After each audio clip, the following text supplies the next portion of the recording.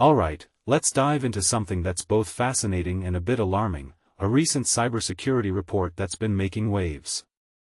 Imagine this, a law firm, a seemingly innocuous email, and a chain of events that leads to a sophisticated backdoor deployment.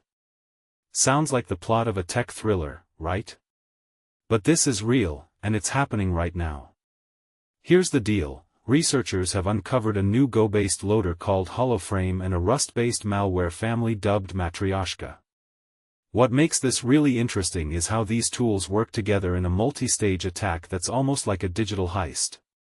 So, let's start with the hook, a spear-phishing email. Personally, I think spear-phishing is one of the most underrated threats out there. It's not just about sending a random email, it's about crafting a message so tailored, so convincing, that even the most cautious person might click.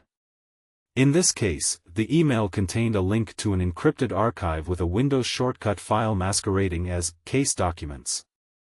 One thing that immediately stands out is how the attackers leveraged something as mundane as a shortcut file to kickstart this entire operation. It's a reminder that sometimes the simplest tools can be the most dangerous. Now, here's where it gets really intricate.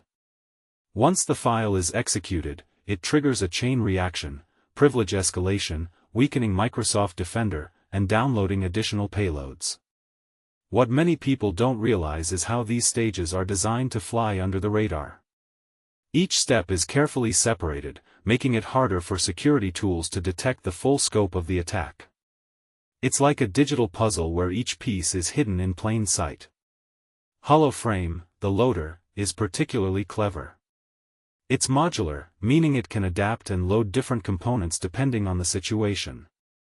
But what's truly fascinating is its anti-analysis checks. It looks at system uptime, installed memory, file count, and even cursor movement to avoid running in sandboxed environments. From my perspective, this level of sophistication shows that the attackers are not just skilled, they're thinking steps ahead. They're not just trying to get in, they're trying to stay in undetected. Then there's Matryoshka, the backdoor. It comes in two variants, one uses HTTP for communication, and the other leverages GitHub for command and control. Now, using GitHub as a C2 server is a detail I find fascinating. It's not just about hiding in plain sight, it's about exploiting a platform that's trusted by millions. The attackers created a private repository with directories for each victim, complete with JSON files for tasking and results. If you take a step back and think about it, this is a masterclass in blending in.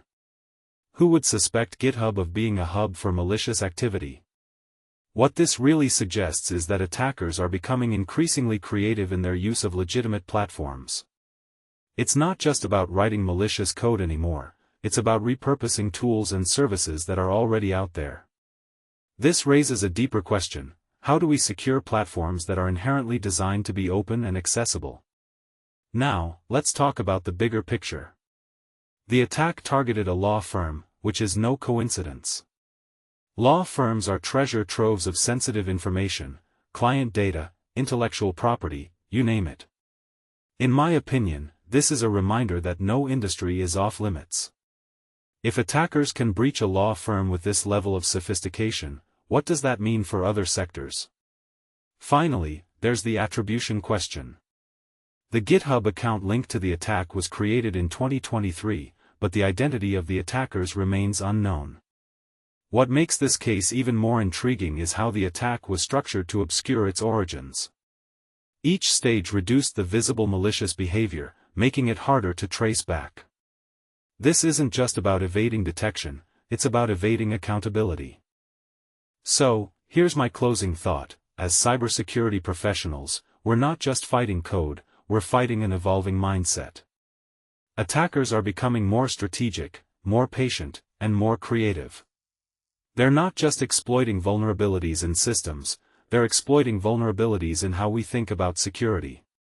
Personally, I think this case is a wake-up call. We need to rethink our defenses, not just in terms of technology, but in terms of how we approach the human element of security. What do you think? Is this the future of cyber attacks, or just another step in an ongoing arms race? Let me know in the comments below, and don't forget to hit that subscribe button for more deep dives into the world of cybersecurity. Stay safe out there.